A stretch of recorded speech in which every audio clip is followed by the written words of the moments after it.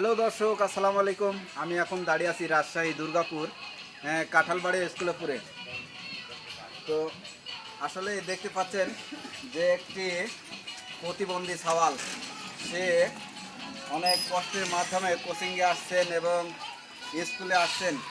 তাই আমি সরকারের কাছে বিনীত অনুরোধ জানাবো যে এই সকল প্রতিবন্ধী ছাত্রদের যেন কোটা যেন আসলে থাকে, কারণ তারা খুবই কষ্টের মাধ্যমে জীবনযাপন করছেন এবং লেখাপড়া শিখছেন।